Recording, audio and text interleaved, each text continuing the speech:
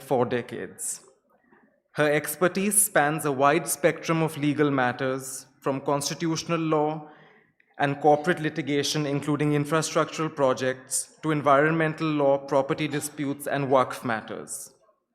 She will now take the stage to deliver the welcome address and introduce our distinguished guest, Justice Nariman.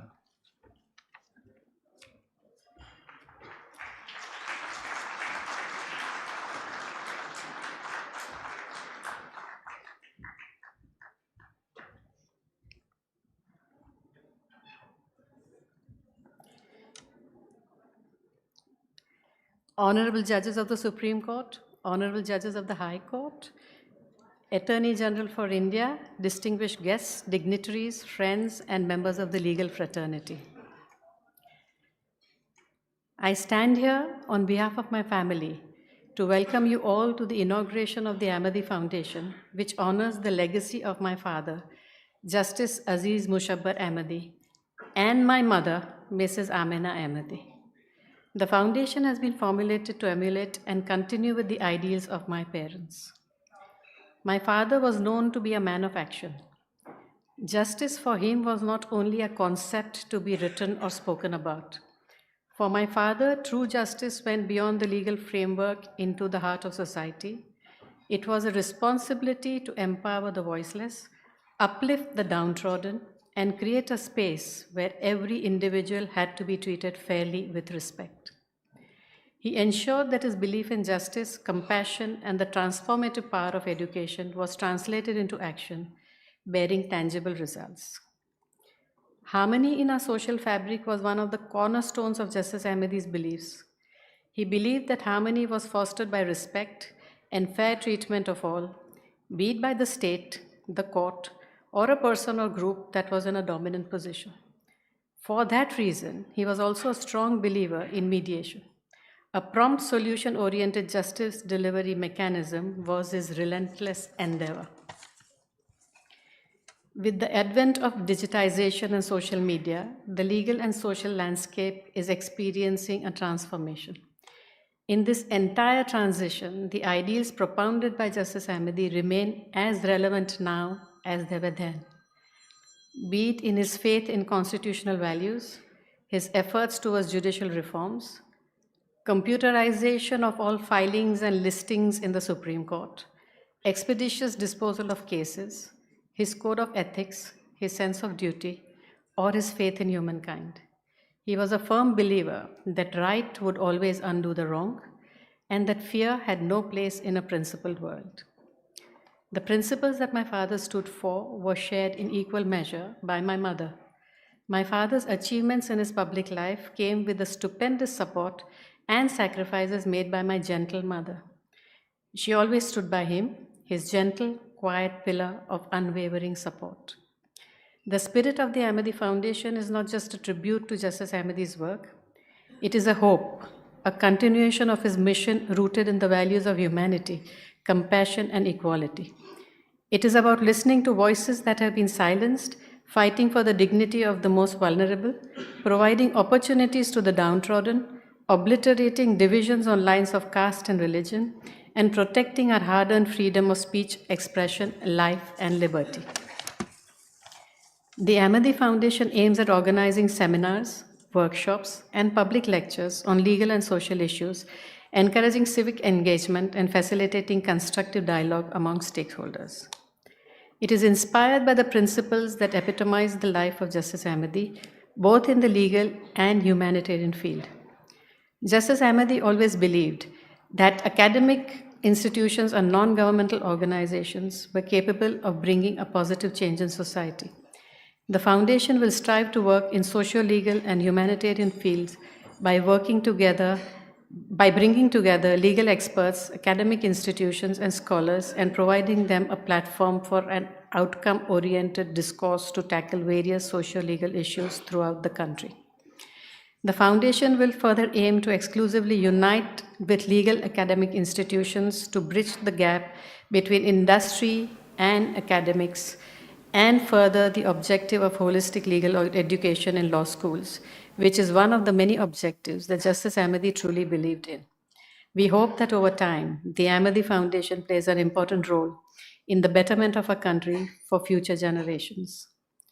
I have the pleasure of announcing that in honor of and to preserve and promote the legacy of late Justice A.M. Ahmadi, the National Law School of India, University, Bangalore, has instituted the Justice Ahmadi Initiative on Rule of Law, Democracy, and Social Justice. The initiative will work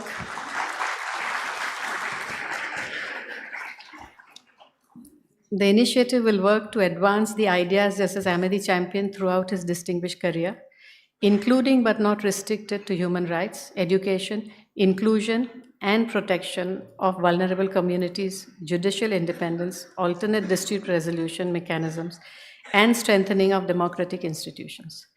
To begin with, the initiative will focus on organizing an annual distinguished lecture. The Ahmadi Foundation and NLSIU Bangalore will work together to eventually establish an endowed chair in the name of Chief Justice A.M. Ahmadi, at which point the chair will subsume the initiative. And now, a special welcome to our honor speaker, Justice Rohinton Nariman. We are lucky to have him to deliver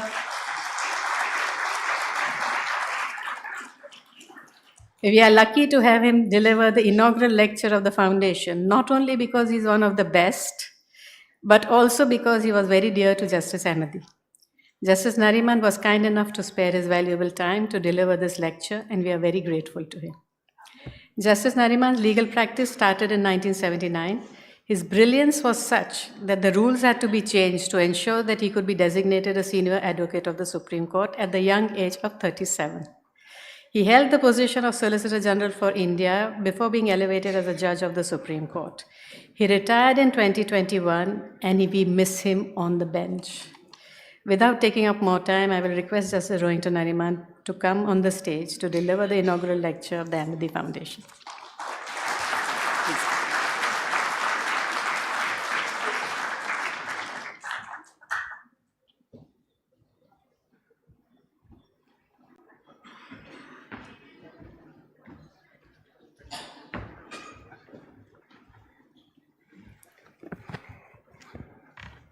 Honorable judges of the Supreme Court, past and present, honorable judges of the High Court, Mr. Attorney General, members of the Ahmadi family to whom I am extremely close, ladies and gentlemen, this is not the first lecture and the first release of a book relating to Justice Ahmadi that I have delivered. I must tell you that in 2016, there was a book entitled The Chief Justice Speaks.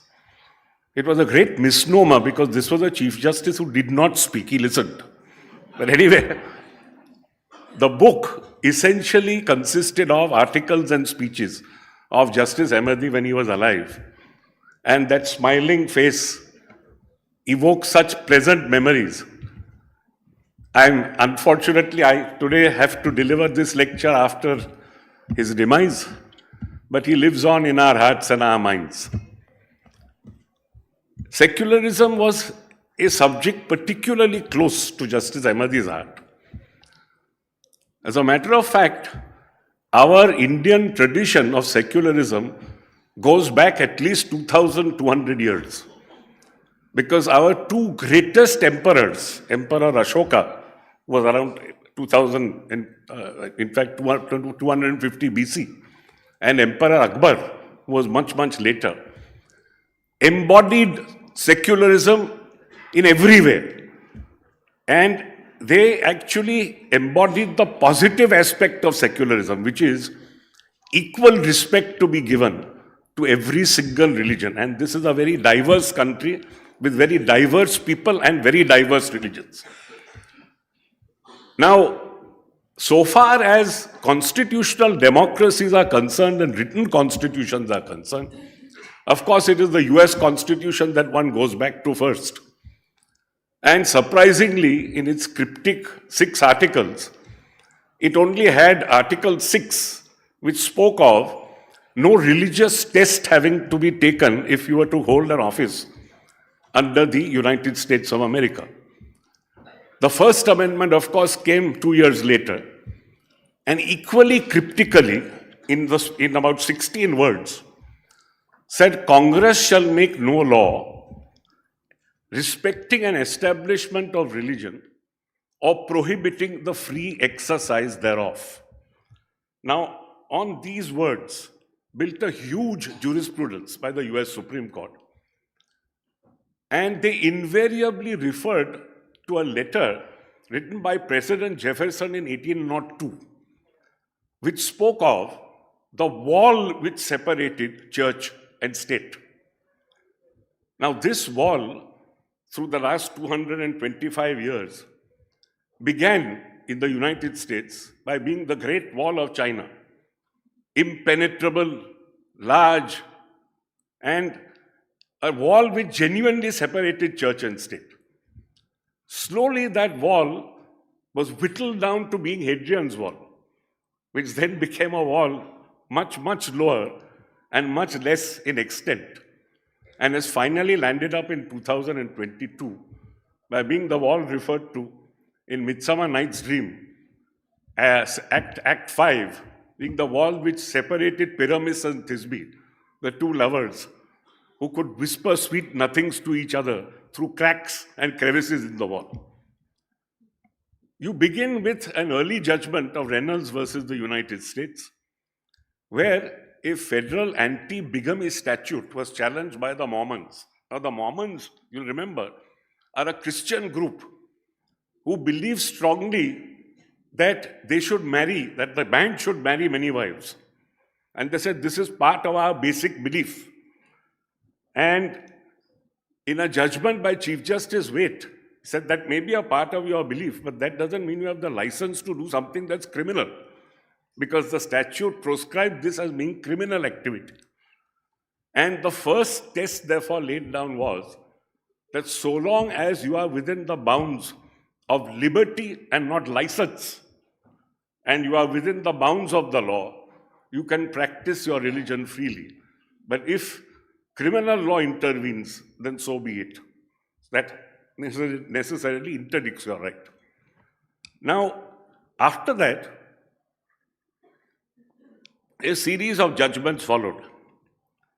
And the 14th Amendment was then applied to the states, so that state laws also had to conform to the First Amendment. And in the Everson judgment, which was a 5-4 judgment, the wall was strong and very, very tall, because it very clearly said that the state has to have its hands completely off religion in every possible manner. This then gave way to what was called the Lemon test. Lemon versus Kurtzman was a 1971 judgment in which Chief Justice Berger laid down 3 tests.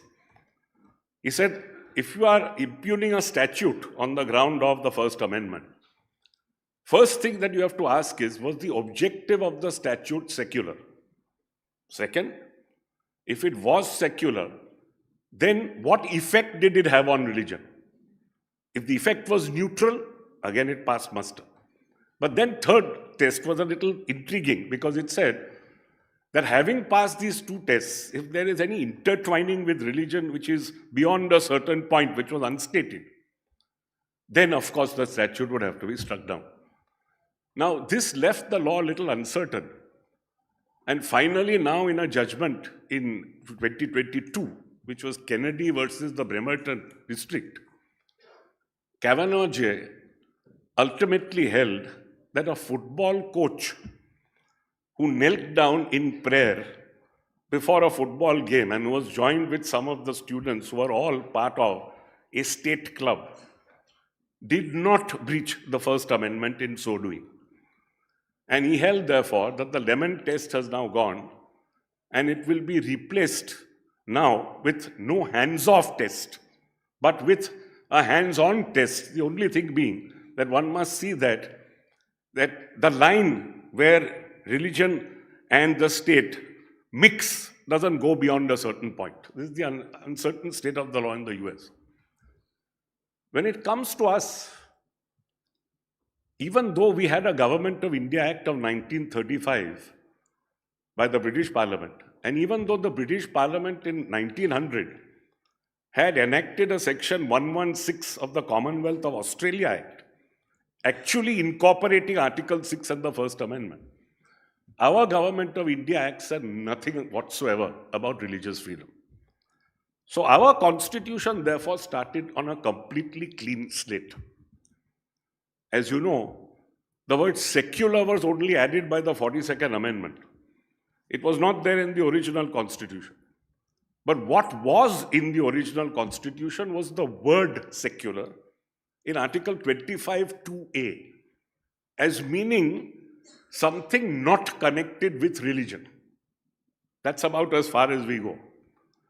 And in the debates, K.T. Shah tried to add the word secular, but was turned down saying there's no necessity, because the Fundamental Rights chapter contains various positions on the word secular.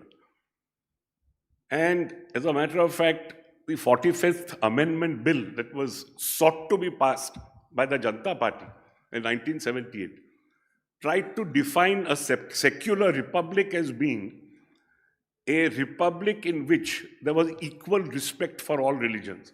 But even that didn't pass muster, largely for the reason that they didn't control the Rajya Sabha at that point of time.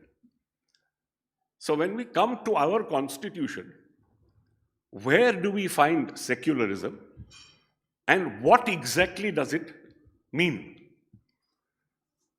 You have in the Fundamental Rights chapter itself various rights which are spoken of, which ultimately delineate 4 different aspects of secularism as we know it. The first aspect is that the state shall not discriminate, and on grounds only of religion. The word used is only. This came up in State of Bombay versus Bombay Education Society, 1955 judgment, in the context of a language. And it was said that whatever the object of the act, and this was following what the Privy Council said, whatever may be the object of the act, if the effect was to discriminate on the ground of language in that case, then the statute will be bad. And only doesn't necessarily mean that there should be some other ground supporting it. Now, this unfortunately was not the law laid down in Air India versus Dargesh Mizia many, many years later. But then this judgment was not adverted to, and it's a 5 judgment. So the first thing that we are told is that the state shall not discriminate. The second is that the citizens equally cannot discriminate against each other on grounds only of religion when it comes to certain public spaces and public parks, restaurants, hotels, etc. The third is the single most important aspect, which is the right or the individual right of each person or each citizen in this country to practice, profess, propagate religion. And the fourth is the so-called wall in the United States, which is not impregnable here, but the wall which says that when the state actually runs an educational institution, for example, by itself, it cannot teach religion. Equally, it cannot collect taxes and defray them only for a particular religion. Now, going to number 1, we have Article 15(1), which, as I told you, states generally that the state shall not discriminate in all spheres of activity on grounds only of religion. We are not concerned with the others here. This is the widest. And 16(2) then is a species which says that so far as you take an office under the state, equally the state can't discriminate on grounds only of religion when you apply for that office under the state. When you come to individuals having to discriminate against other individuals, you are covered by a separate article which is 15(2), which is very, very important. And this has to be read along with 29(2). And what do they say? They say that the moment there is a restaurant, a hotel, a place where the public go to for entertainment, etc., even a private owner cannot discriminate on grounds of religion only.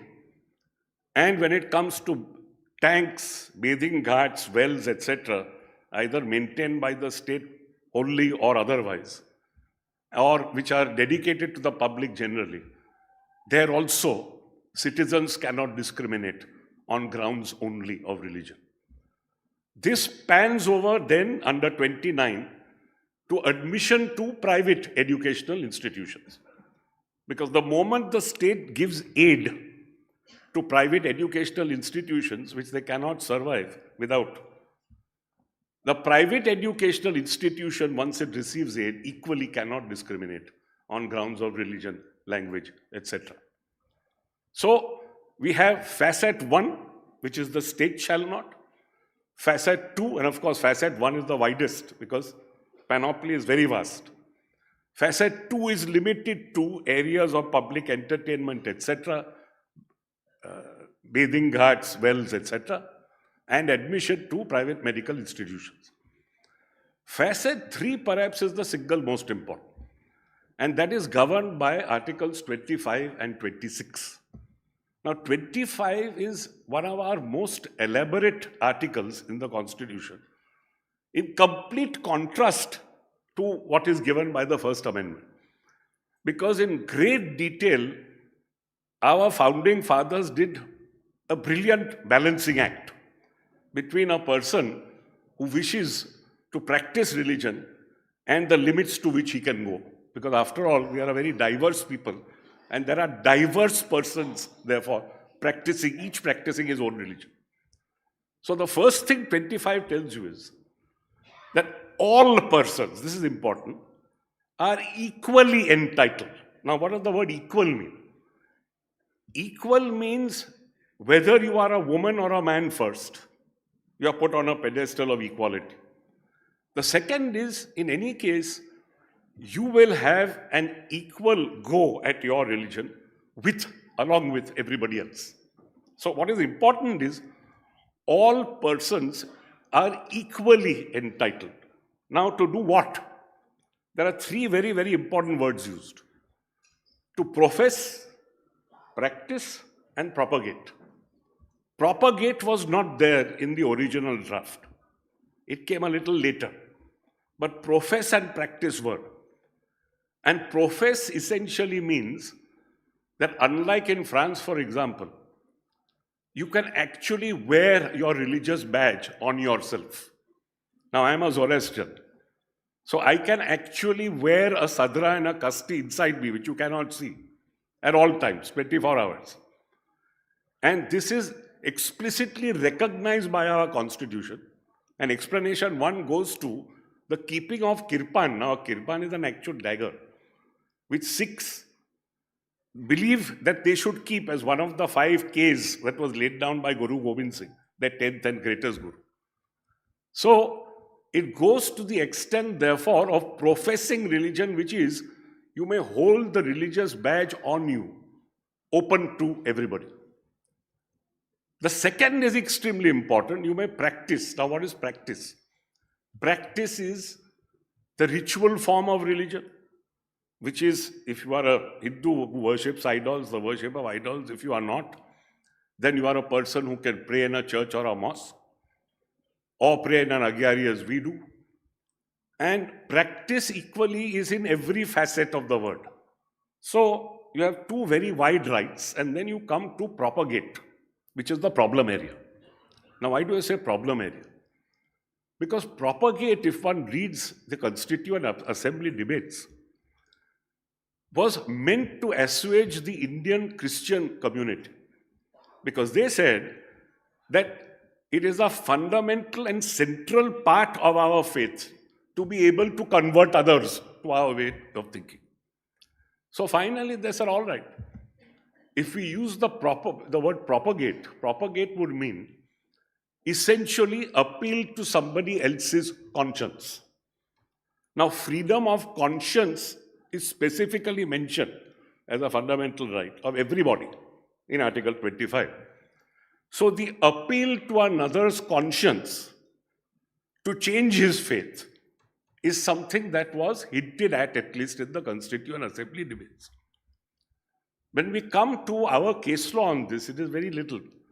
And there is a direct judgment of 5 judges in Reverend Stanislaus, which upset an Orissa High Court judgment, which had held that the centrality of this tenet in the Christian religion is very important, and that therefore propagate must include to bring over to your point of view.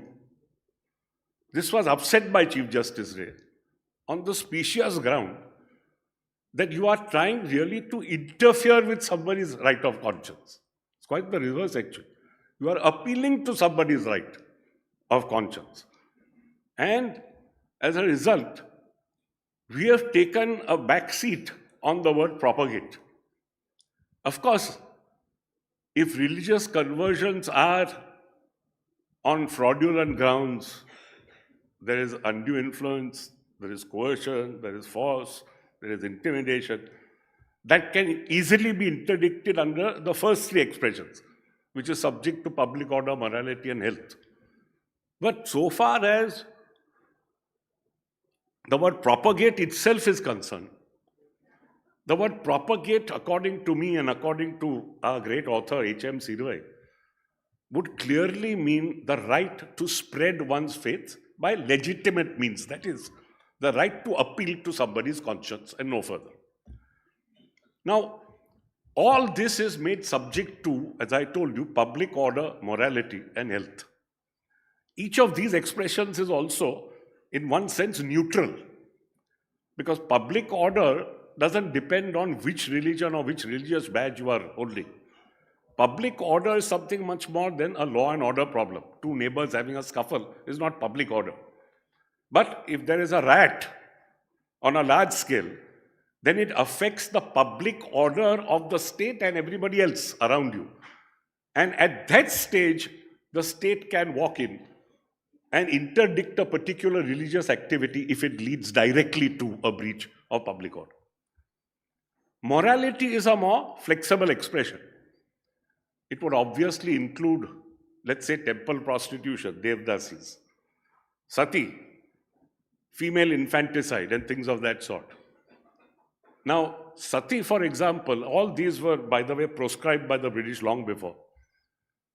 And there was a British general here who was called Sir Charles Napier. And at one stage, he saw some girl being led forcibly to a particular funeral pyre. And he asked the people, the priests particularly, who were leading that girl, what are you doing to her?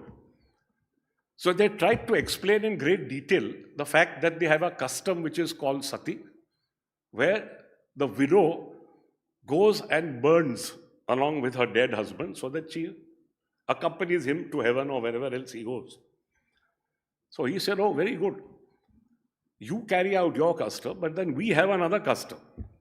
And our custom is that anybody who takes innocent girls and wishes to murder them will be hanged. So you carry out your custom and we will carry out ours.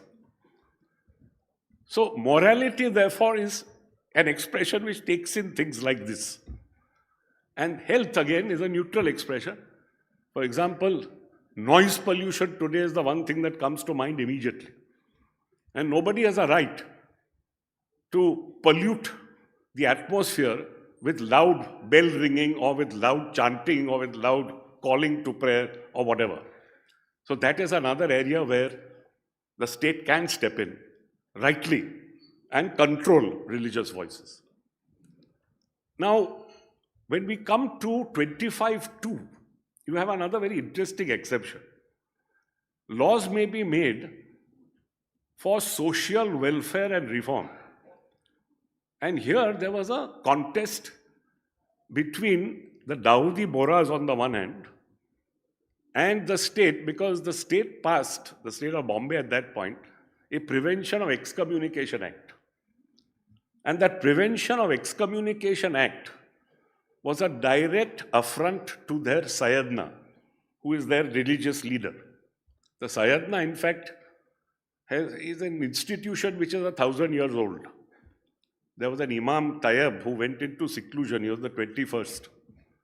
And as a result, there was a forceful and brilliant queen called Queen Awa, in Yemen, who appointed the first dai, that is the first person, who will look after the Imam's pontificate, so to speak, till he comes back.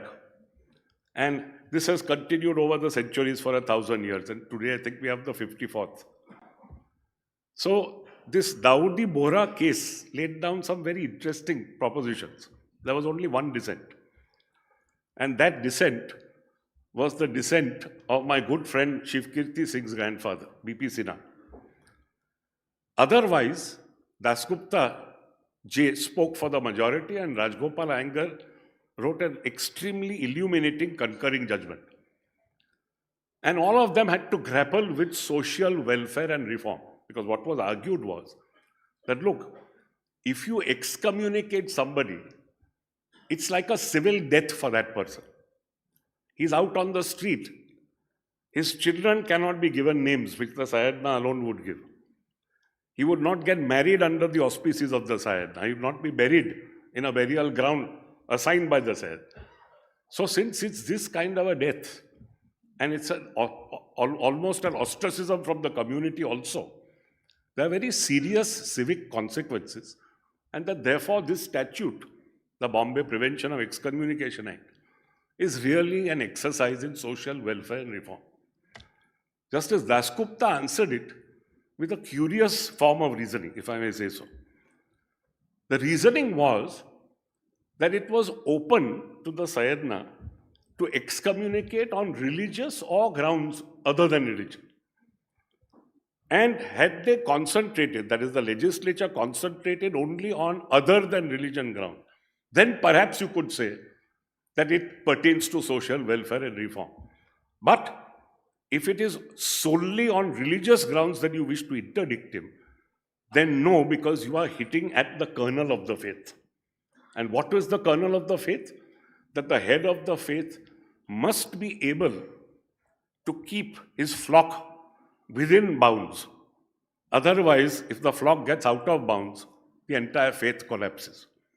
So, that judgment seems to suggest, and of course the concurring judgment explicitly states, that you cannot, by using social welfare and reform a religion out of existence. So therefore, it is important to see that social welfare and reform doesn't attach to some essential part of the religion. The essential part to be determined by what the religion itself says is essential or inessential. Of course, the other part of the provision was the throwing open of Hindu temples to all Hindus. And Hindu here includes Jain, Sikh, Buddhist. The other interesting exception was where the word secular itself appeared in the original constitution. And it was that if the legislature felt that there were economic, financial, or political considerations which were secular in nature, that is, they are not religious per se, but associated with religion, then that again becomes an exception. Now, what do you mean by something associated with religion? You associate something with religion if, for example, you are paying a priest or you are receiving a donation. It is open to the state to say that the donation cannot be used for immoral purposes, for example, or that the priest is being paid something which is way above his station or way below his station. You can regulate. So this exhausts the gamut of the individual right. You see how detailed and how specific and how brilliant it is. There are so many nuances which I think another constitution bench will have to go into, because the Dawoodi Bohra case itself is up for grabs now. 26, of course, deals with religious denominations. That's as opposed to the individual's right. And here, religious denominations, like minority institutions, are given the right to establish, administer, maintain, own property, and administer the institution in accordance with law. We then go to the next interesting aspect of secularism. And that aspect is the aspect which creates this wall between religion and the state. Article 27 tells us, and again it is a little peculiarly worded, because it says that you cannot, or nobody is bound to pay taxes if the tax is collected only for a religious purpose. Now, that obviously doesn't mean that you can collect a tax for religious purpose. So that article also requires deeper scrutiny. And 28, 1 and 3 speak of educational institutions which are run wholly or maintained wholly out of state funds. There again, you cannot teach any religion. So you have a clear bar between the teaching of religion in such places and otherwise. However, the bar is lifted when it comes to recognized institutions and aided institutions which are private. Because there, under 29(2), as I told you, every aided institution has the right to aid, irrespective of religion. So if the aided institution under its constitution not only is to teach its own faith, but is to conduct, let's say, a prayer in the morning, then you can't interdict it from doing so. So what does 28(3) do? It gives an individual a right to say that, look, I am not of your religious denomination. So when I attend, it will not be compulsory for me to either attend the prayer or to attend religious instruction. Two important exceptions are also contained, which also led Sirvai to say that there is no such wall in our country. And that is Article 28(2) and Article 16(5). Now, 28(2) specifically again speaks of a state administering an institution which is otherwise endowed by some religious trust. Now, there again, if religious instruction has to be taught, so be it, even though the state is administering. And the other is that you have a, let us say, a religious organization in which the charter of that organization says that only persons of that religious faith can be on the board of directors or can hold office under that particular religious organization. That again passes muster and cannot be touched. Now, having given you the four limbs of secularism as they emerge from our fundamental rights, there is one other interesting thing which occurs in our fundamental duties, which was again added by the 42nd Amendment. You have in Article 51, capital A, clauses E and F, which are very important. Because here the fundamental duty is of one citizen to the other. The state is not directly involved. And the fundamental duty under 51AE is that essentially harmony will prevail, and harmony will prevail by fraternity, that is common brotherhood, which transcends religious barriers. Very important. And then F says, don't ever forget that we are all the children of a composite culture. Very, very important. Not a monoculture. It's a composite culture because we have had a history, long history in this country of foreigners who have come and settled and then ruled us, and foreigners who have come and ruled us but not settled and gone away. So we have a composite culture as a result, which we must all respect. Now all this is very good. This is beautifully written, beautifully done in our constitution. How does it work on the ground? Not very well, unfortunately. If I may just take one case and all its ramifications, just take the Babri Masjid Ram Janam Bhoomi case.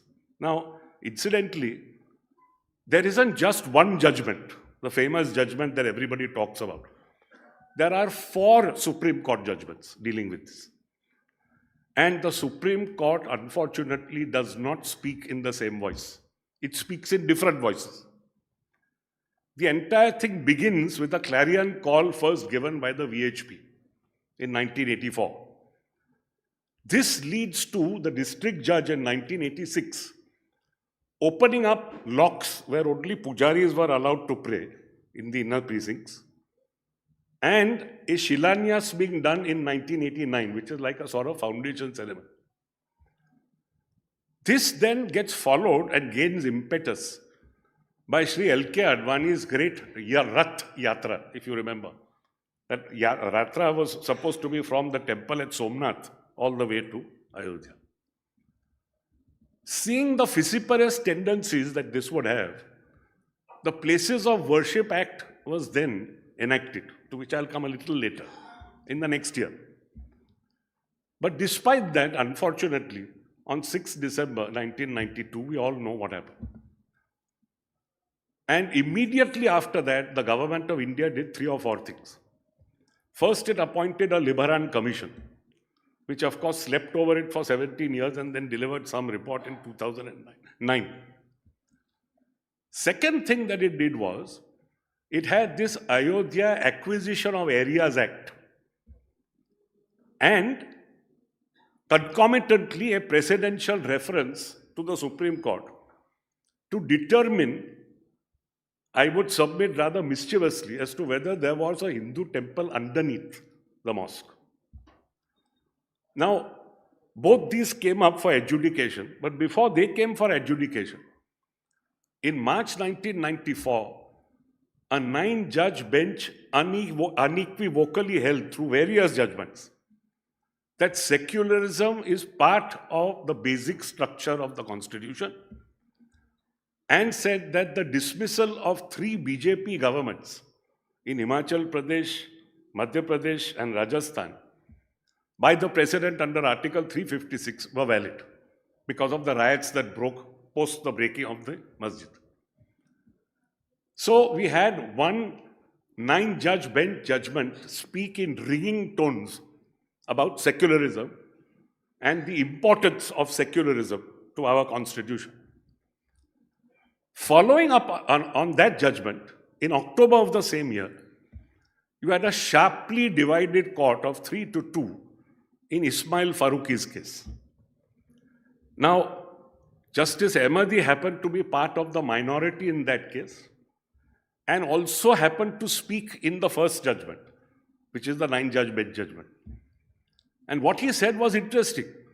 In the 9-judge bench judgment, he said that even if secularism was added in our preamble much later, it only stated an obvious position. It did nothing to change the position, which is quite right. Because as I told you, all the articles I have told you about tell us what secularism in our Constitution means. But in Ismail Farooqi, the majority, on a strained construction of this Acquisition Act, held that the central government, who acquired 67 acres, which was a much, much larger area than, let us say, the 2 acres of the mosque and its precincts, was really an exercise in a statutory receivership. Now, how did they come to this conclusion? You must hear.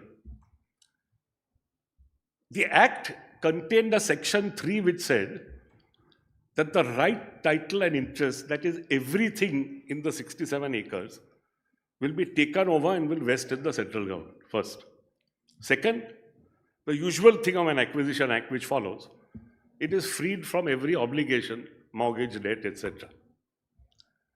Now, after all this is done, and after the vesting takes place, compensation at market value is to be given to these people, which shows that it's a vesting in law where ownership is actually taken away. Can be no doubt. However, Section 7, which spoke of management in the meanwhile by the central government, spoke of, in 7.2 in particular, a much smaller area that was occupied only by the mosque and its precincts, which let us say is about 2 acres out of 67. So what the court did was to split up the sections, even though they couldn't do so, in my humble submission, into a section 3 where vesting took place of everything, 65 acres, but did not take place so far as the 2 acres is concerned. And what took place so far as the 2 acres was concerned was only management because at that point, the central government then would see that it would manage this particular disputed area, what they call the disputed area. Section 8 also had to be bifurcated, because Section 8 said you will pay compensation immediately. So they said no. So far as the disputed area is concerned, pay compensation ultimately when the entire dispute is over. So what they did was to actually bifurcate and legislate themselves and come to this very peculiar conclusion that there is a statutory receivership of the central government, which the central government can then vest in a trust. Now that's one other problem, because the vesting that takes place in the trust is exactly what is vested in you. So when you vest something in the trust, you're not just vesting the statutory receivership, you're vesting ownership. And ultimately you have to pay compensation to these owners. Anyway, another aspect of 7-2 also was that having broken down the mosque on 6th December, you say that the status quo as of the act will be maintained, which is 7 January 93, after the breaking. And that status quo meant that Hindu pujaris would pray inside. And that again was poo-poohed by the majority by saying, no, that doesn't mean anything, because the vast members of the public can't pray there. It's only a few pujaris. The minority, consisting of Justice Bharucha and Justice Ahmadi, took great exception to 7-2 and said that it is in the teeth of secularism to have this kind of provision, to give, in fact, a premium on something which was a dastardly and rascally act even as per the majority, the breaking of the mosque. And of course, they said that acquisition of an area for a religious purpose be directly in the teeth of secularism, so the whole act must go. Ultimately, of course, what went was only Section 4(3), which abated the suits in relation to the Ram Janam Bhoomi thing, because the suits then came back, and the presidential reference was left unanswered. The majority saying it's become superfluous, the minority saying that no, it was in fact one-sided. Because we are not told as to what would happen if you found that there was a Hindu temple, as a matter of fact, under the mosque. Suppose you found there was a Hindu temple, what followed in law? And suppose you found the opposite, equally, would the mosque be rebuilt? These were all questions left completely unanswered. So you had, on the one hand, Bomai's case, extolling secularism, and then you had this 3-2 split, where secularism came under a great cloud. Now to come to the other aspects. As soon as the mosque was in fact broken down, there were 2 FIRs lodged. One was 197 and one was 198. 197 concerned the lakhs of so-called car sevaks who came and actually chiseled the mosque down. And 198 was the senior leaders of the BJP party, L.K. Advani and company, exhorting these people to do so. Now, on the criminal side, therefore, you had these 2 FIRs. And until it came to me in 2016, quite by chance, in fact in 2017, when I was sitting with Justice Pinaki Chandra Ghosh, nothing had taken place with these 2 FIRs for 25 years. It's also astounding. Huh? So, what happened was, you had FIR 197 and you had, of course, to constitute a special court to try these offences. Now, you constitute that special court by consulting the High Court. You have to do it under Section 11 of the Criminal Procedure Code.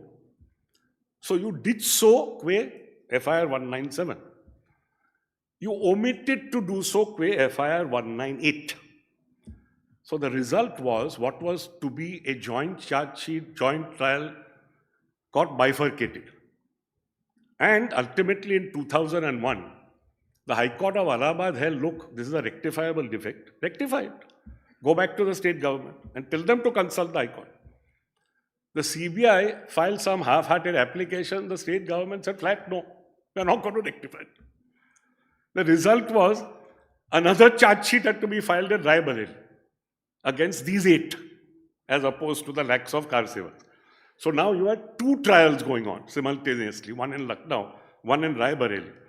And the criminal conspiracy, which was common to both, therefore, out of the window. Now, when all this ultimately came up to us, what we did was we put back everything using our powers under Article 142. I wrote the judgment.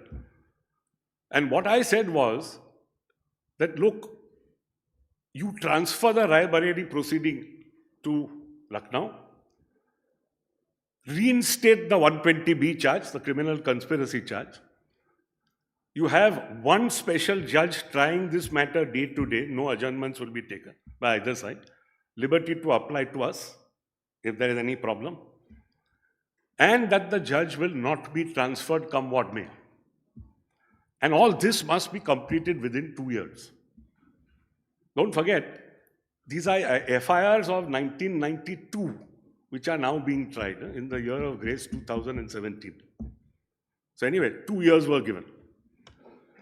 The special judge applied to us again after 2 years. And we said, all right, we'll give you a little more time. What is the progress you have made? So we saw. What was not known to us was that he was due to retire. So once again, 142 came to the rescue. And I think we made an unprecedented order, which is that he will not retire until he goes to judgment. So we caught him by the scruff of his neck and said, no, you will go to judgment. And it took him 3.5 years to go to judgment. And you know what he did? Acquitted everybody. And after acquitting everybody, what happened? He retired and he was made Up Lokayukta in the state of UP. This is the state of affairs in this country. Now, this is so far as the criminal side is concerned. Now we come to the civil side. The first interesting comment on the civil side is that you had the only per curiam judgment ever written. It's a very, very curious judgment because it was delivered by 5 learned judges of our court. Nobody knows who the author was because it was per curiam. The only other case in which there was a per curiam judgment was the Little Rock case in the US.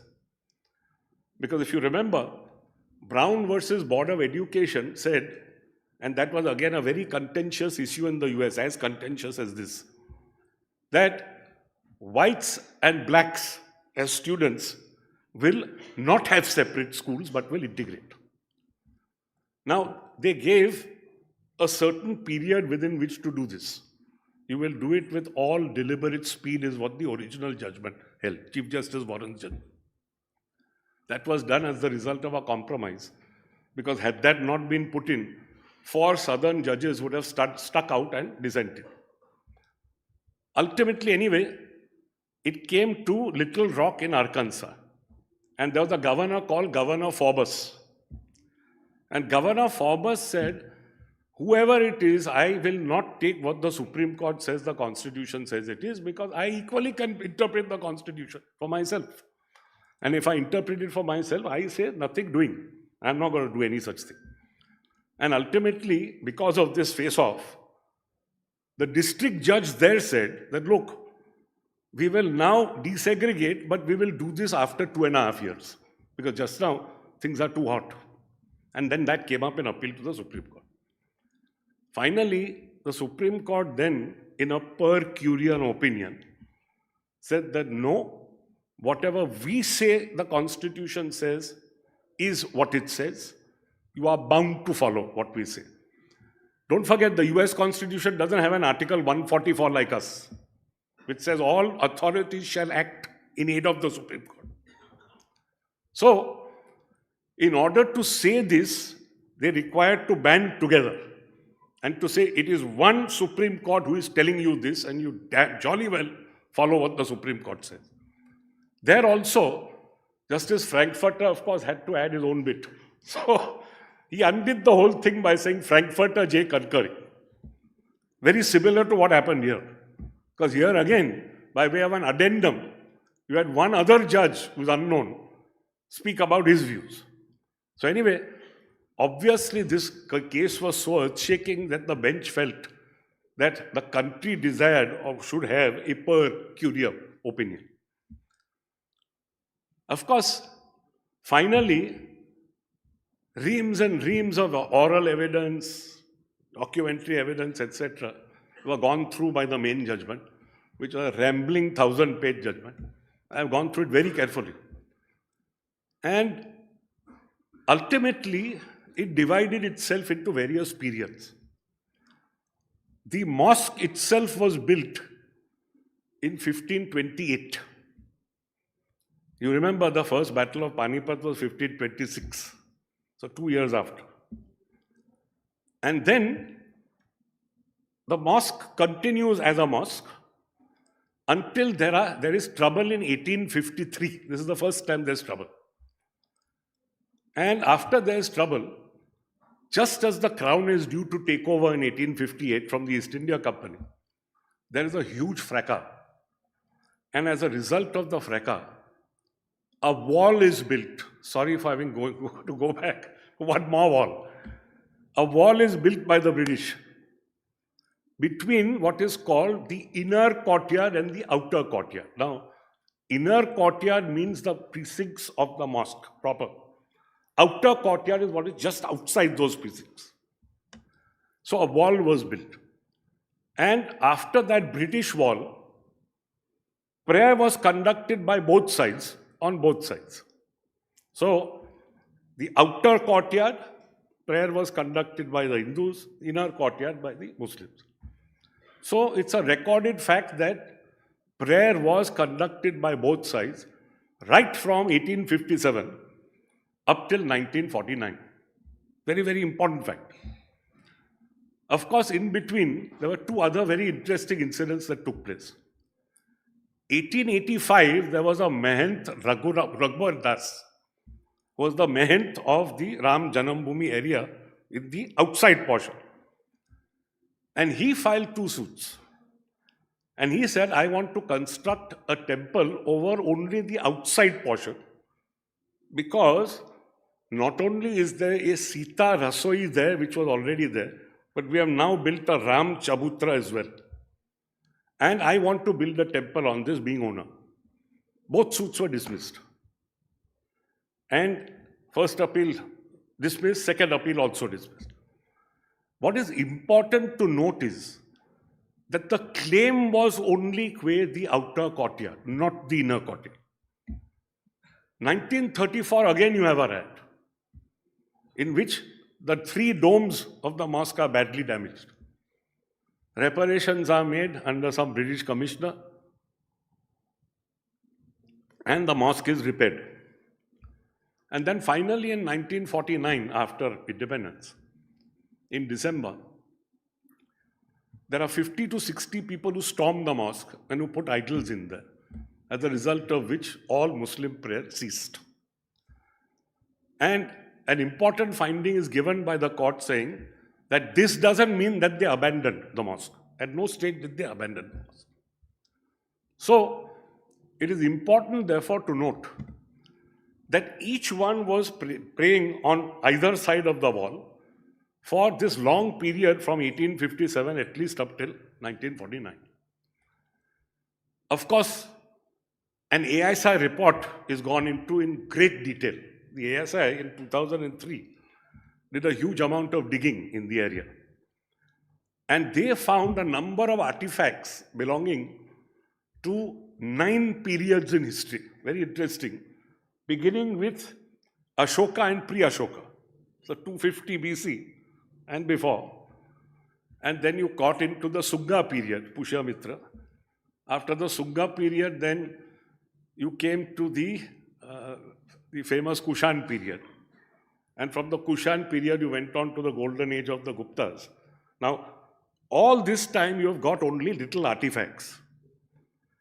Post-Guptas, you come to the Rajput period, which is a period from the 6th century to the 9th century AD. Here you find something very interesting, because you find a circular shrine. And the circular shrine is said to be probably Shaivite. This is again very interesting, because ultimately in the judgment, nothing is spoken about it being Shaivite. There's a finding earlier. It is called a Hindu shrine later. And after another 3 or 4 centuries, in the Sultanate and post-Sultanate period between the 12th century and the time the mosque was built, you finally had this huge structure under the mosque. And the huge structure was probably a temple, said the court, and probably a Hindu temple. Now, this was despite the fact that Buddhist and Jain artifacts were also found. But one important finding that the court came out with was that there was no Ram temple under the structure. That's a finding of fact, extremely important. So with this finding of fact, they now proceeded to decide the suits. There were 4 of them, 1 on the Muslim side, 3 on the Hindu side, and 1 in the name of the deity, to decide the suits on possessory title, because you have to peg it somewhere in law. Now, the finding that the outer courtyard was used by the Hindus and therefore they had exclusive possession, no problem, all right. When we come to the inner courtyard, that's the mosque itself, there's a big problem. Because here, despite your finding that the Muslims were praying for this huge period from 1857 to 1949, you say, no, we can't say they were in exclusive possession, and this site was disputed. Now, it was disputed in the sense that there were egregious attempts to dislodge them, contrary to the rule of law, which is what the finding of the court is. And 3 times this happens. This doesn't happen once. So this happens in 1857, this happens in 1934, this happens again in 1940. And then you go on to say, therefore we can't say that this site is undisputed, whatever that means. And since this site is now undisputed, we can't say therefore that they have exclusive possession of this site. They, the Muslims. And therefore, since this is one composite whole, we now jump to the conclusion that the composite whole now belongs to the Hindus. This is the actual reasoning of the bench. And one other very, very important fact, that throughout this whole exercise, we are also told that every single time it's the Hindu side that has done something contrary to the rule of law. And for that, of course, reparations have to be made. What was the reparation? One would have thought, rebuild the mosque. No. The reparation was, we'll give them some land on which they have to build the mosque. So ultimately, we find that a great, at least in my humble opinion, great travesty of justice was that secularism was not given its due at all by these judgments. And as I told you, they've spoken in different voices. First 2 voices, then the second 2 voices, my voice and the voice of the 5-judge bench. But there is one very important silver lining in all this, and that is the Places of Worship Act. Now, this act was specifically brought, as I told you, in the year 1990, in order that we do not have the Greek god of Janus governing us. What do I mean? Janus is 2-headed, as you know. He's a Greek god. One face looks to the past, one face looks to the future. And because one face looks to the past will determine the future. The Places of Worship Act is the exact opposite. It is the Janus face looking behind is effaced. You will not look to the past. You will not try to counter historical wrongs by breaching the rule of law or by asking courts to do the same. And this very constitution bench spends 5 pages on it and says that it sounds in secularism, which is part of the basic structure, that you cannot look backwards, you have to look forwards. And what does the act say? Very important. Every religious place of worship is frozen to 15th August 1947. Now, anybody who tries to change this, and if there are suits pending at the stage of the Act, which is in 1991, those suits will stand dismissed. Abate. If any suit says that the character has been changed, the suit will be disposed of in conformity with this Act, which is the same thing, ultimately. And importantly, therefore, we have this frozen position as of 15th August 1947, so that short of Ayodhya, which was kept apart as a special case in those places of worship act, all other places will at least be safe. And we find today, like Hydra heads popping up all over the country, there is suit after suit filed all over the place.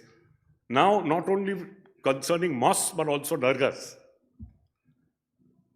And according to me, the only way of countering this, because all this can lead to, is communal tension and disarmament, contrary to what is envisaged in both our constitution and in the Places of Worship Act. The only way to scotch all this and to cauterize all these hydra heads is by applying these 5 pages in this very judgment and having it read out before each district court and high court, because these 5 pages is a declaration of law by the Supreme Court which binds each of them. And once this is done, it is clear that the Places of Worship Act will take its due course. One other important thing, the minority judge in the High Court, Justice Sharma, had opined that this Places of Worship Act, as a matter of fact, does not operate pre-1991. So that if there's a conversion pre-1991, that won't be hit by the Act. The judgment goes on to say this view is completely wrong and in the teeth of Section 4.2 of that Act. So if this Act were to be applied as stated in this judgment itself, it will easily cauterize all these hydra heads, which are now popping up one after the other every day today. And I may only end by saying that in Justice Chinnappa Reddy's words, unless this is done, what he said will not come true. He said in the great Bijo Emmanuel case, our tradition teaches tolerance. Our philosophy preaches tolerance. Our constitution practices tolerance. Let us not dilute it.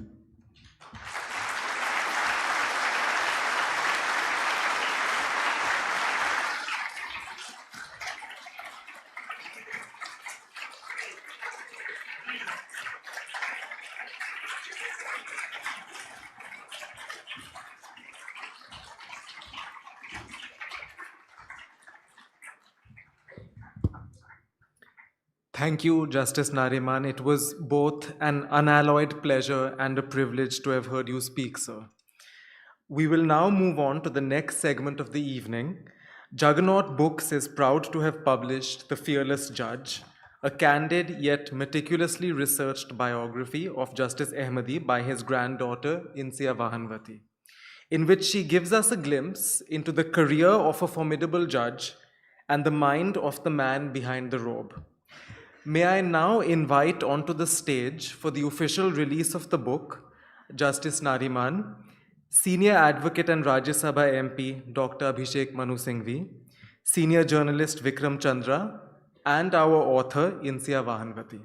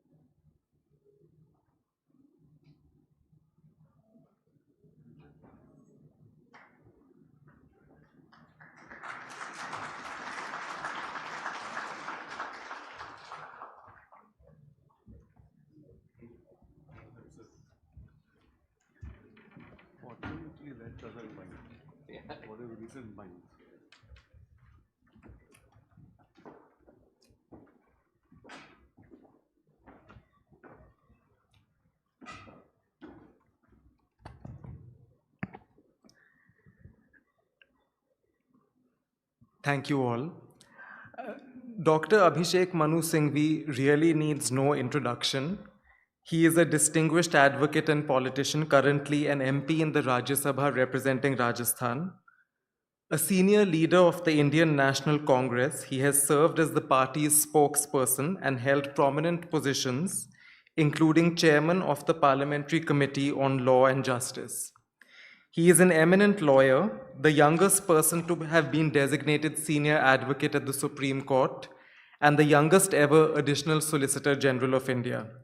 May I please now request Dr. Singhvi to address the gathering.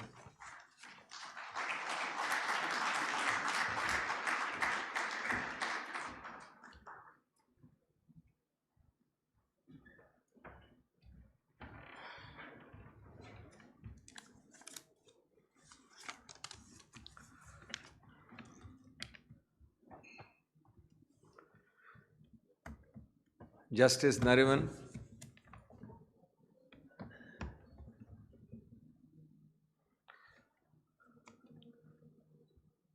sitting and former judges of the Supreme Court, the High Court, the entire Ahmadi family, my colleagues and friends Tasneem and Huzaifa, the author Insia, Vikram Chandra, distinguished members of the legal fraternity, ladies and gentlemen.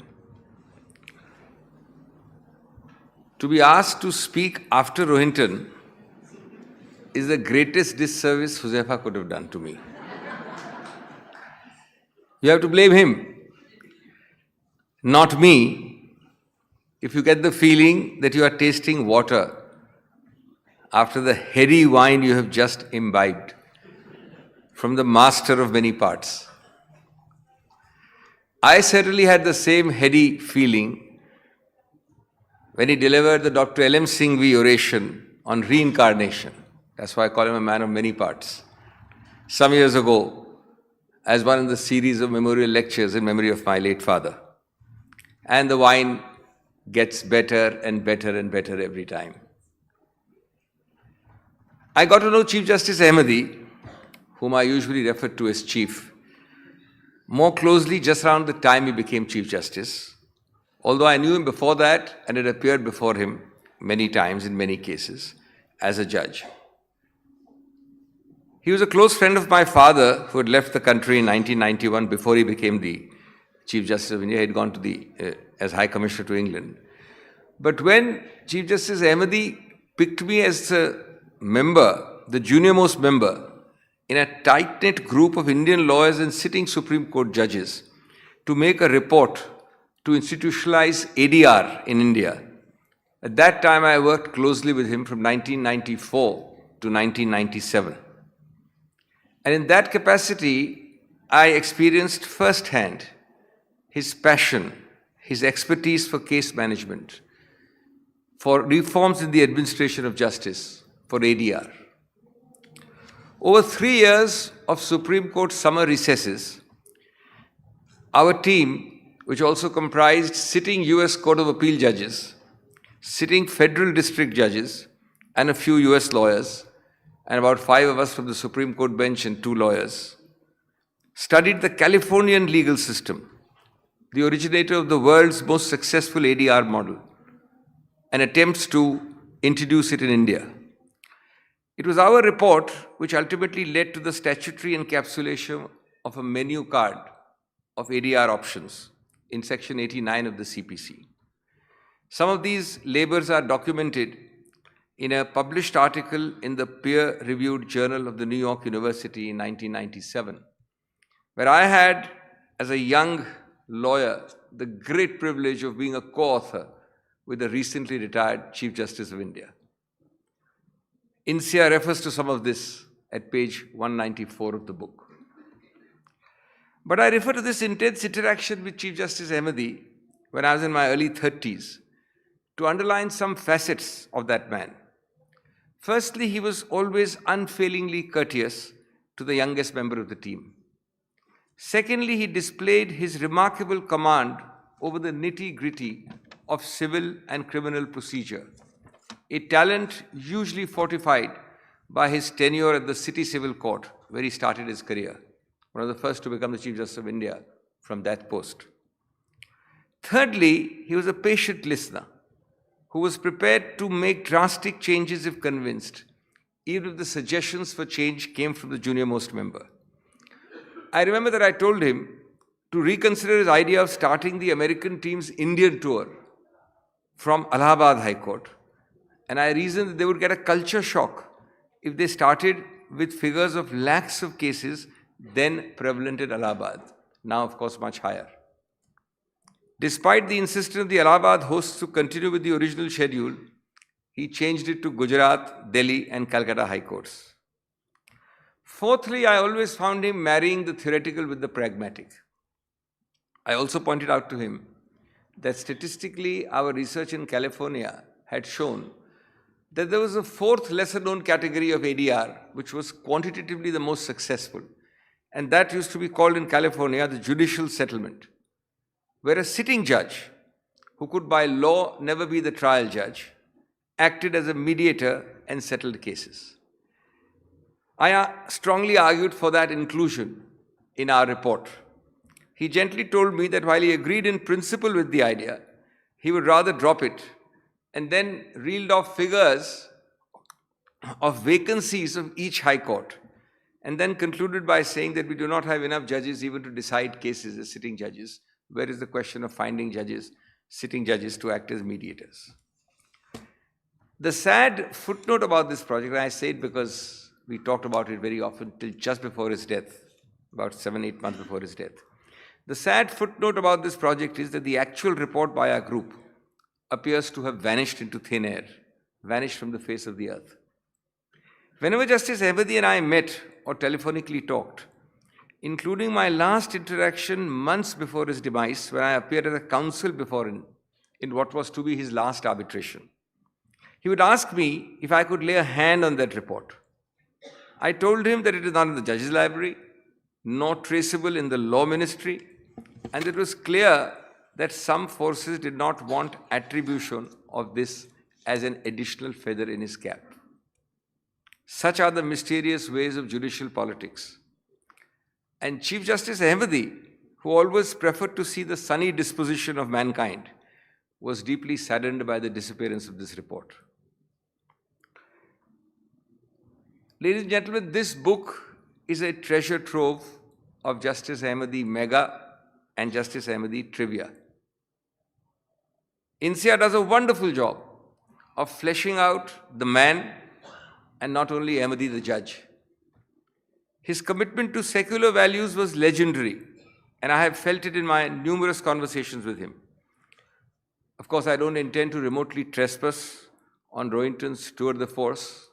Nobody should be foolish enough to try that. But I've always found Professor Bhargav's elaboration of secularism in Lincolnian terms very attractive. Professor Bhargav, formerly of Harvard, asks the question which he then proceeds to answer himself. He asked the question, he says, I can understand in Lincolnian terms why Lincoln said, by the people, because the people vote in a democracy. Then he said, I can understand why he said, for the people, because the elected must work to serve those who elected them. Bhargav then goes on to ask the third question. He said, why did Lincoln use this very odd phrase of the people? And then he proceeds to answer by saying, of the people is intended to convey a sense of co-ownership of democracy to each part of the polity. It is intended to attach to each person, from the smallest to the biggest, from the smallest minority to the biggest majority, a sense of belonging to and ownership of the democracy as an intrinsic and inalienable component of that democracy. And whenever we fail to convey that sense of belonging or co-ownership, and whenever in particular we fail to cross-fertilize that with the other core word, very little used, fraternity, we fail to be a true constitutional republic. Justice Ahmadi's courage and convictions as a staunch secularist are narrated by INSEA in the context of his decision in the General Vaidya case. In the General Vaidya case, he held a late-night hearing and upheld the death sentence to the assassins of General Vaidya. In the wake of this judgment, concerns about his safety began to mount, particularly given the wave of high-profile assassinations at the hands of Sikh separatists at that time. The Chief of Security, fearful for Justice Ahmadi's life, repeatedly pressurized him to dismiss his Sikh secretary, citing the risks posed to his security and by his ruling. Bristling at the suggestion that an employee be dismissed based on his religious background, Ahmadi refused to relent. The Chief of Security had to content himself with upgrading the family's security to Z security, while the faithful Sikh secretary, remained firmly by Justice Ahmadi's side till he retired, and even after that. Chief Justice Ahmadi's lifelong fascination for Gandhi is also recounted by INSEA in the early part of that book, when she discusses Ahmadi the teenager. It was triggered again many years later, I discovered, when as a sitting Indian High Commissioner to Great Britain, my father in a chance conversation told him, Aziz Bhai, is it not strange that Gandhi finds no prominent place in the apex court? Chief Justice Ahmadi immediately realized the depth of the point made, and my father and he jointly supervised in record time the creation of an appropriate Gandhi statue and its installation where you now see it in the Supreme Court forecourt. When they inaugurated it, they both talked of how, above all, Gandhi's virtue of fearlessness must imbue the Supreme Court.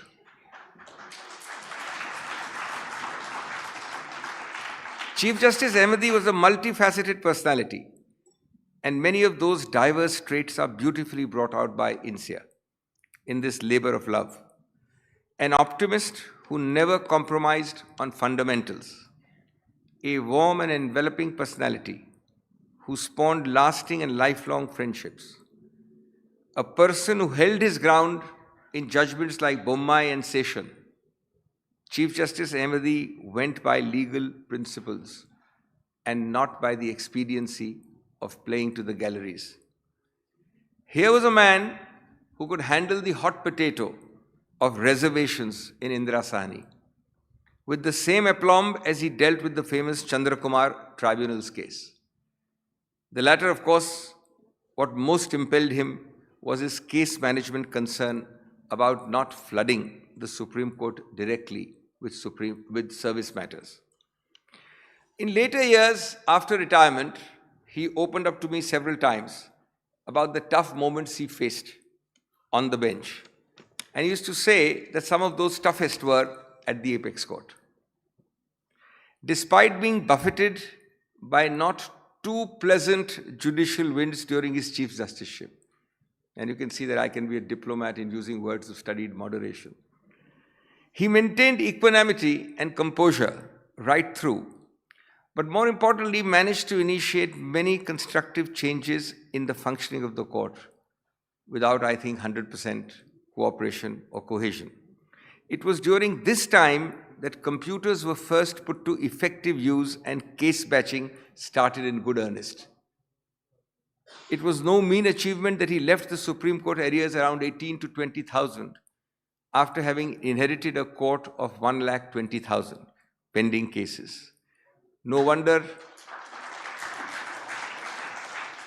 as Chief Justice Chandrachud, recently retired, has also said, and I heard this from Lord Woolf personally, the distinguished Lord Chief Justice of UK, who visited under the Indo-British colloquium started by my father at that time. He referred to Justice Ahmadi as a case cracker.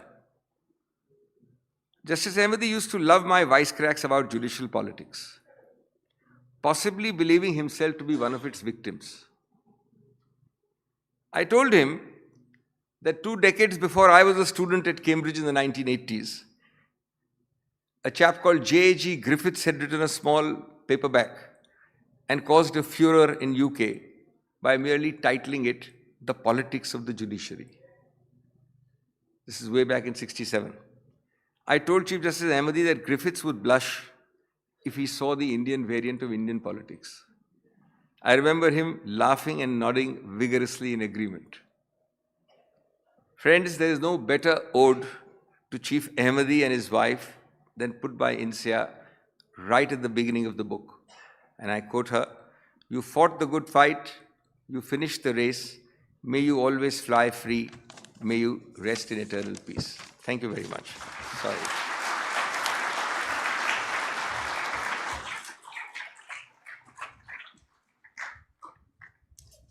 It's a little unsafe here.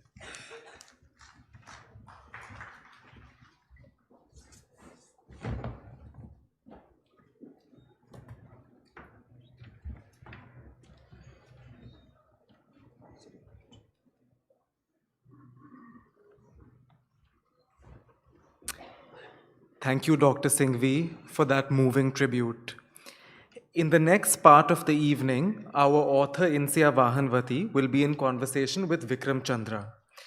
An award-winning journalist, Mr. Chandra is the founder of Editor G Technologies, a startup that seeks to transform video news through innovation and user experience using artificial intelligence.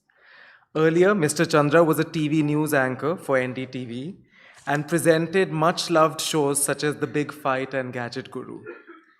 Insia Vahanvati is an independent journalist, commentator, and scholar with an interest in the subjects of minority rights, media studies, hate politics, gender and caste-based violence, particularly institutionalized human rights violations in racial and religious contexts.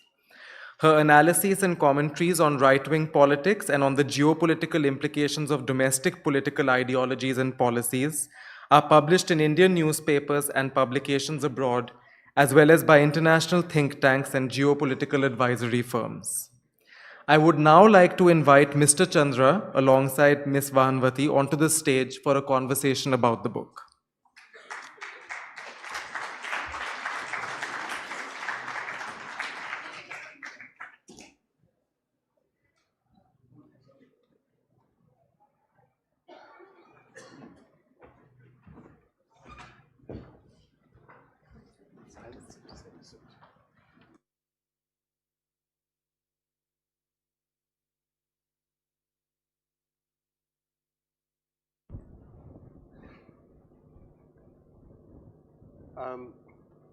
Thank you so much for having me here, and it's such a pleasure to be talking to you. I was a young cub reporter in the early 1990s, and for a reporter in 92, 93, 94, Justice Ahmadi was for us the majesty of the law. He was somebody who we would look up to, he would revere, admired him in so many ways, and that's why it's such a pleasure and such a privilege, quite honestly, to be here, talking to you, about Justice Ahmadi and his legacy. But let me just start with the obvious question. Why did you decide to write this book, and why now? Why at this time? So the idea for the book originally came from a thought that my grandfather had while he was alive, which was to write an autobiography. And he used to tell us this. He used to say that, one day I'll write a book, I'll write my life story. And he'd started making a few notes, which I knew that he was making with the intention of one day including them in his book. But unfortunately, as we know, he was unable to do this. He didn't get the time. So when he passed away last year, I started receiving a little interest from publishers who wanted to know if there was going to be a book about Justice Ahmadi and if I was planning on writing anything. So that's when I decided to take a look at his notes. And the more I read, the more I was reminded of the qualities that made my grandfather. So, the very sharp, incisive way that he had of looking at the world, the very practical yet commonsensical approach that he applied to even the most complicated of problems, the qualities that made him the judge that he was, but also the principles and values that he'd lived his life by. And I just felt that his story was too important to go untold. And his legacy. His legacy is a national treasure. It belongs to the nation and it deserves to be protected. To the second part of your question, why now? A lot of the values and ideals that my grandfather dedicated his life to preserving, I feel are becoming diluted in present day India. And that's something that I feel very sad about. And I think it's important to remind people that the idea of India that Justice Ahmadi had and intellectual giants like him had for us is not necessarily the India that we live in today. But it's also important to remember that India wasn't always like this, and it doesn't always have to be like this. No, it's not. We'll shift this. Do you want to switch these off?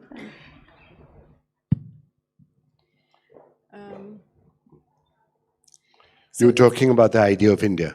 Right. And it's important to...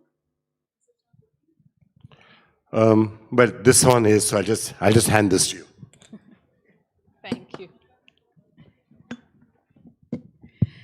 And It's not the big fight, so I don't have to shout over you or grab the mic away. so I did feel that it was important to remind people that India wasn't always like this, and it doesn't always have to be like this. There are other ways to think of our future when we imagine the future of India.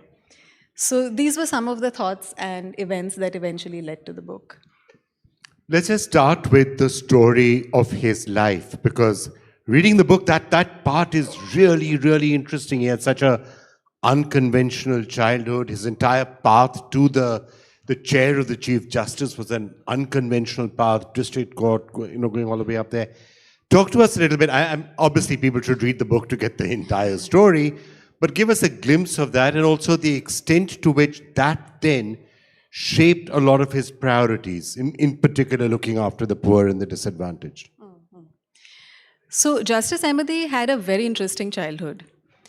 His father was a sub-judge in pre-independence India, which essentially meant that he was often posted to smaller towns and villages. So Justice Ahmadi spent a large part of his childhood in rural India. And this is significant because it allowed him to see the true character of India. So one of the social issues that he was very vocal about throughout his life was the problem of caste. Caste-based violence, caste-based discriminations. And this is because of these early years in rural India that he had seen the ugliest face of caste. So he had seen things like people being beaten up for drawing water out of wells that were not meant for them, or being forced to tie broomsticks behind their backs when they walked so that the broomstick would sweep their footprints away, or being forced to bang two thalis together as they walked past a village so that upper caste people would know that a lower caste person is passing by, because they felt that the shadow of the lower caste person might contaminate them. And also we have to remember that he was only 15 years old when India gained independence. So he had seen partition as well. And he had seen the communal anxieties that partition brought with it. In fact, several of his friends had to almost flee to Pakistan almost overnight at the time because of the way that things had become. And as a rebellious teenager, he spent a lot of time outside the home, interacting with people from all walks of life. So not just educated people or people who came from means, but from a variety of different backgrounds. And this, I think, is very important because it allowed him an insight into the realities of life for common people and for vulnerable communities. And it also forced him to start thinking about larger questions like equality, justice, fairness, what these things mean in a common man's life and what they mean for vulnerable communities. Because you see, often what happens is that you may see a judge who has a very strong foundation in the law, but if they are not well-versed with what we call the ground realities of people's lives, then you can see that in their judgments. In Justice Ahmadi's case, the opposite was true.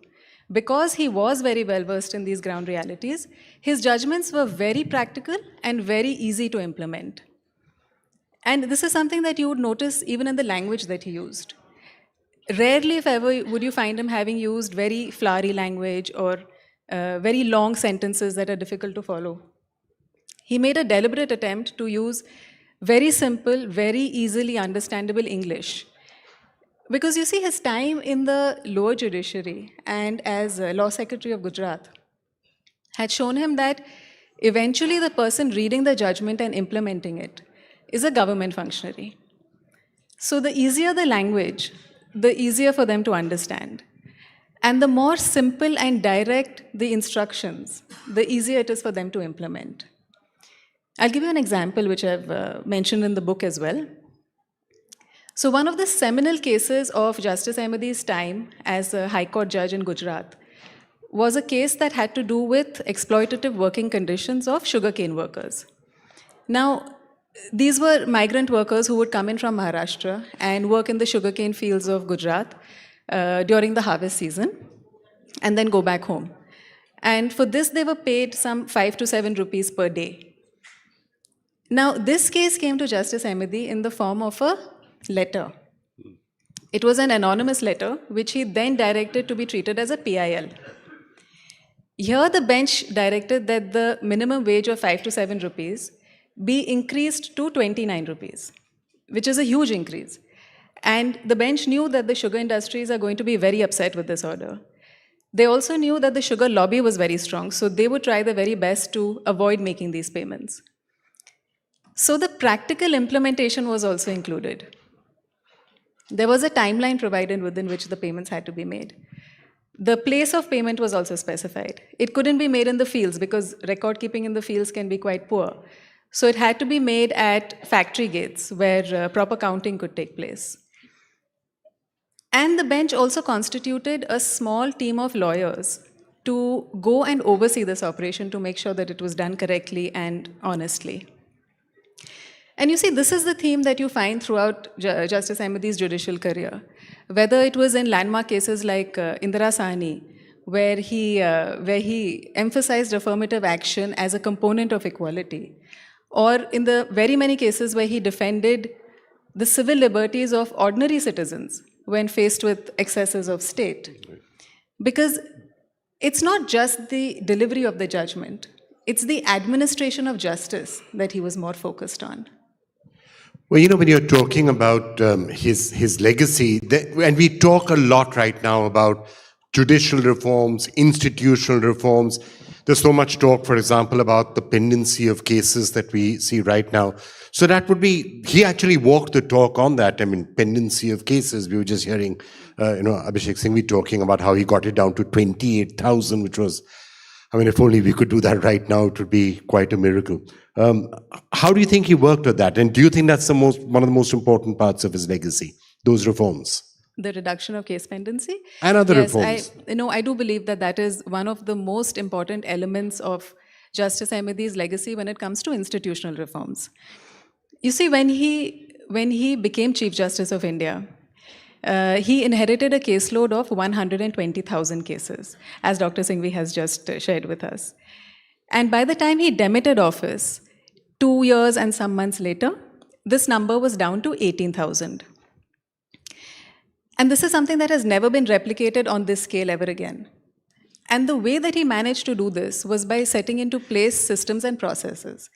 So, for example, proper classification of cases, categorization of cases, efficient docket management, things like maintaining the composition of a bench until all the cases in a particular category were not heard and disposed of, so that the bench wouldn't lose momentum. Creation of different tracks, like a fast track, normal track, medium track, so that different cases could proceed at different paces. And he also embraced technology. So for the very first time, computers started being used in a very extensive way in the Supreme Court. Judgments were digitized to make sure that they were accessible not just to the bar and the bench, but also other people like journalists and academics. And these methods, when put together, they worked wonderfully. I mean, the numbers speak for themselves. And of course, it earned him the name of case cracker. Yes. Well, you know, you've titled the book, The Fearless Judge. You were his granddaughter. So you must have been up close seeing the pressures that can sometimes be brought to bear, even on a judge of the Supreme Court, even perhaps a Chief Justice of India. The pressures and also the temptations, and we sometimes hear that spoken about even now when it comes to the delivery of justice in the country. What did you make of that, and what did you observe as his granddaughter?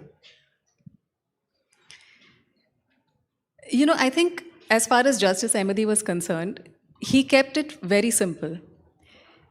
The judiciary is an independent institution with a primary duty towards its citizens, towards the protection of their rights, civil liberties, freedoms, etc. So, if you look at it through that lens, then decisions become easy.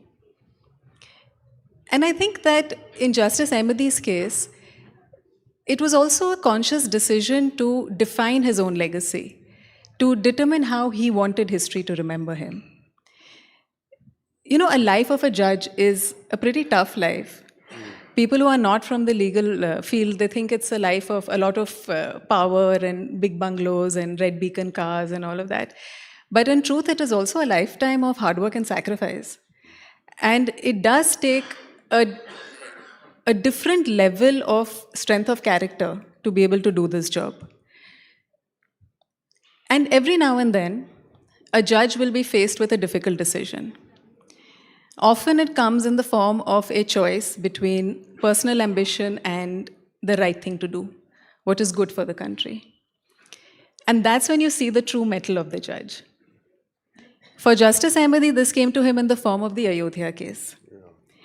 A case in which he dissented knowing fully well the possible repercussions of going against the executive and the Chief Justice of the time. But he did it anyway. No, you talk about that, I think page 156 to 158 of your book is detailed a lot in that. We were just hearing Justice Nariman talking about his dissent in that particular case. And it sounds as if a lot of pressure was brought to bear. And he's including the possibility he wouldn't become the Chief Justice. But he went away and delivered that dissenting note irrespective. That's right. Tell us a little bit about that, because you were presumably hearing some of the conversations and those uneaten meals that he left to go away and take calls. So I actually remember this time very well, because I was about 10 years old when the Babri Mosque fell. And I remember it being a time of great tension in our home. And I remember my grandfather being extremely distressed in those days. You see, if you've read the Ismail Farooqi judgment, you will notice that there is a huge emphasis laid on the loss of secularism. And there's a certain anguish that you can sense from the way the judgment has been written and the elements of it that it highlights. This is because both the dissenting judges, Justice Bharucha as well as Justice Ahmadi, were very deeply pained by the idea that the Supreme Court should be seen to be favoring one religious community and disfavoring another. They felt that the majority judgment was almost in some ways like a tacit acceptance of the demolition, because there was no mention of any consequences for the people who had engaged in the demolition. And also there were no orders that prevented both communities from offering prayers at the site.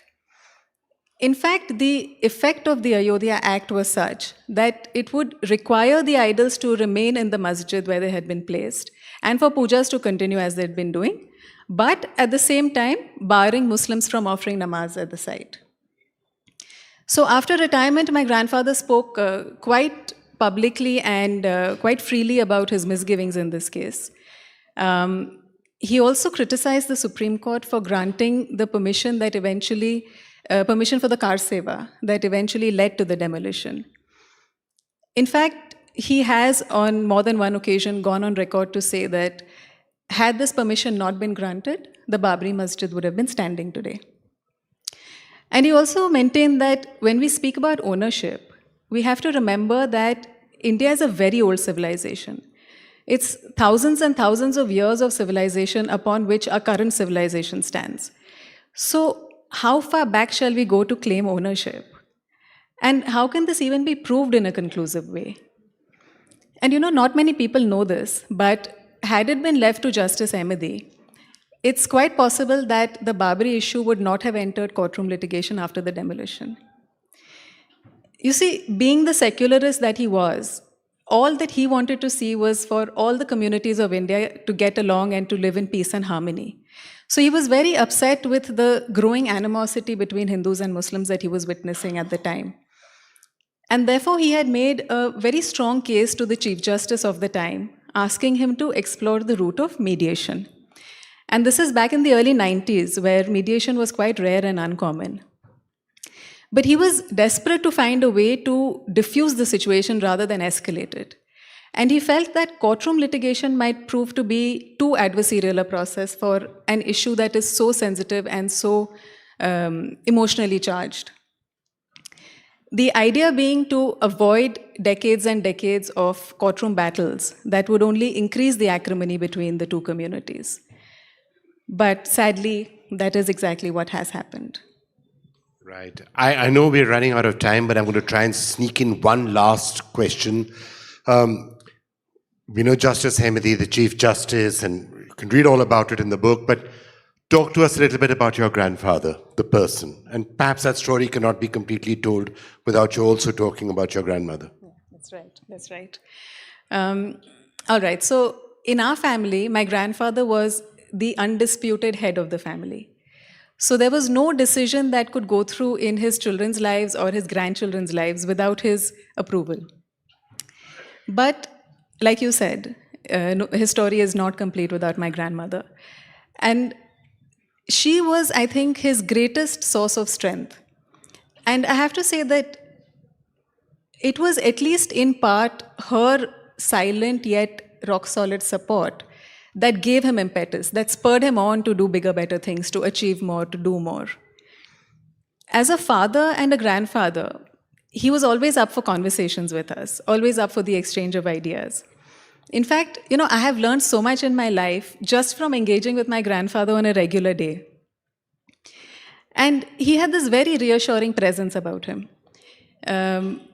He wasn't very expressive, not very overtly, but he had this very solid, it was almost like he was this big banyan tree, and you felt like, as long as the tree is around, everything in the world will be all right. So he had that quality, he could make you feel that way. And he was very mischievous.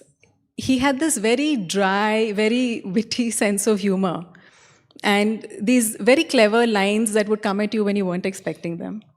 In fact, if we haven't run out of time yet, I'll share an anecdote.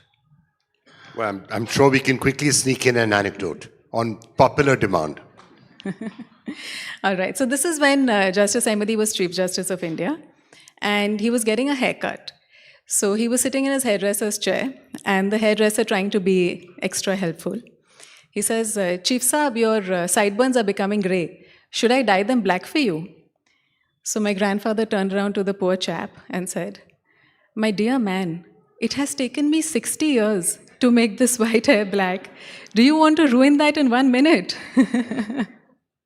So that was Justice Ahmadi for you.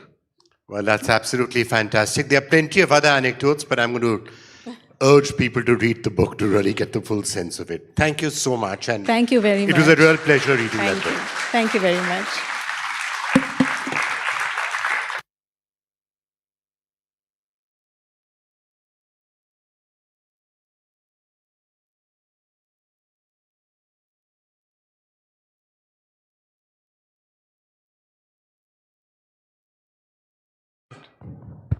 Thank you, Insia and Vikram, for that wonderful conversation about the book. I would now like to introduce Mr. Huzaifa Ahmadi, son of Justice Ahmadi. Mr. Ahmadi is a senior advocate and has been practicing before the Delhi High Court and Supreme Court since 1991. With extensive experience in litigation and arbitration, he has represented clients across diverse legal domains, including constitutional law, civil and criminal matters, tax disputes, and administrative law. Mr. Ahmadi will now deliver the vote of thanks.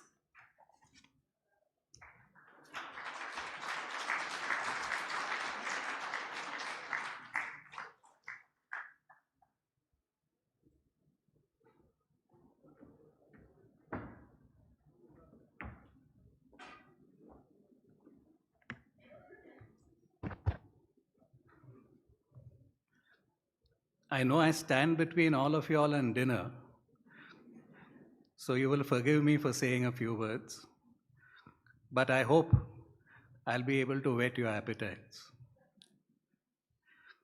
Everyone's spoken with great affection about Dad. I'll just add a few words about him and something which, defined him and defined his persona, defined his character.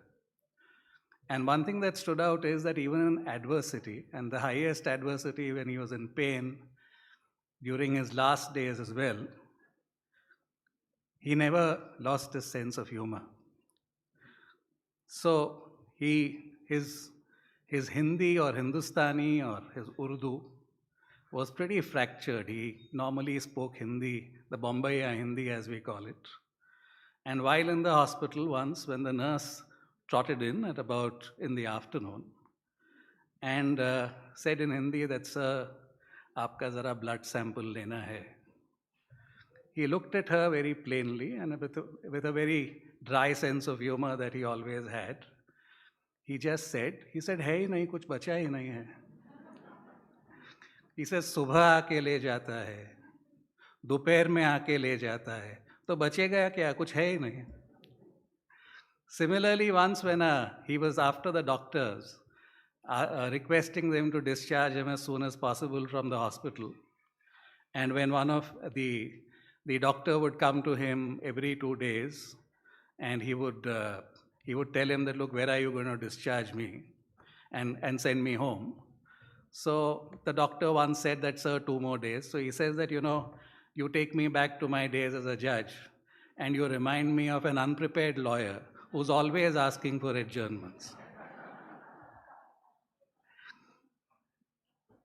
Dad was secular to the bone, and secularism for him was a way of life.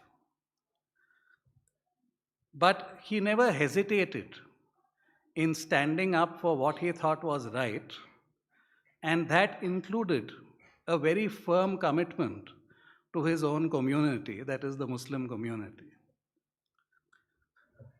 He was never worried about being labeled as being pro-Muslim or communal if he felt that that was the right thing to do. And one incident in the Gujarat High Court, where he sat once on a committee to just select class 3 staff. And in the list that he had prepared, there just happened to be 2 Muslims, 2 Hindus, and 1 Christian. And one of his colleagues remarked to him, saying that, "You appear to be packing the staff with Muslims." And this is what he was told. To which he sharply retorted, he said, "My list happens to have all religions. I am sure, and I can put a wager on it, that the list that you have prepared will have no Muslim, despite the fact that there are a large number of Muslim applicants before you. So therefore, please ask yourself the question, who is communal, you or I?"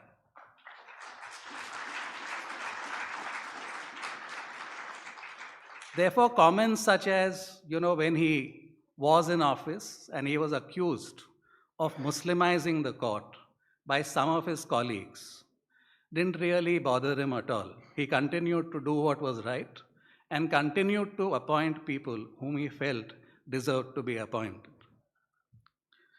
He also showed remarkable grit often in taking decisions, notwithstanding the fact that he was fully aware that some decisions or sometimes doing the right thing may make you unpopular in the short term. I would therefore commend my niece for giving an apt title to his book. He was truly a fearless judge.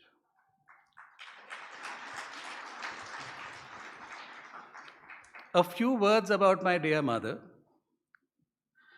Dad wouldn't have been what he is but for my mother. She stood by him through thick and thin, like the Rock of Gibraltar. And I quote from one of Dad's own pieces, where he says, and I quote, "My wife Amina has always been a wild person, but she is a strong lady. She has always been an ideal homemaker who has brought up our children marvelously. She indeed contributed a lot in my life. She is an unsung hero who always believes in work and not credit. To me, she is a great life partner, friend, and guide who also has a great sense of understanding and respect. She has indeed made my life easy and happy. I am highly grateful to Allah for giving me such a nice life partner.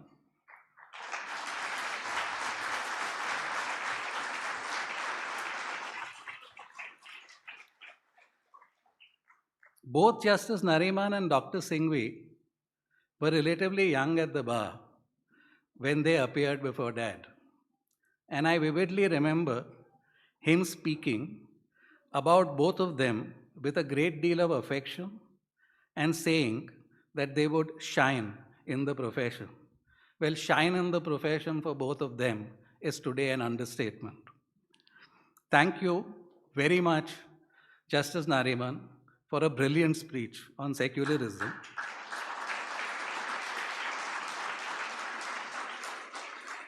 Which for Daddy was a way of life. Thank you, Abhishek, for a brilliant opening remarks on the fearless judge. Both of you would have made Mom and Dad indeed very proud. Thank you, Vikram, Chandra, for being here and having this wonderful book discussion. Many thanks to all the judges of the Supreme Court, the High Court, sitting and retired, senior advocates, my friends, family, and this wonderful audience for taking time off their busy schedule on a working day and being here for this lecture in my father's memory. On behalf of the Ahmadi Foundation, I can say you all made our day.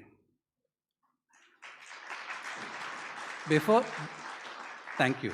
Before I end, a word about my niece and the biography, which stands out because it doesn't just tell a single story or is not about subjects in isolation, but are a reflection also of the times, of society, of politics, of culture, and the law in which Dad lived and also shaped.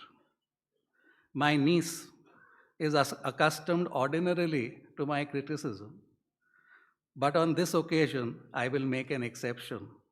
She's done brilliantly. I think she does deserve a big hand. Do give her a big hand.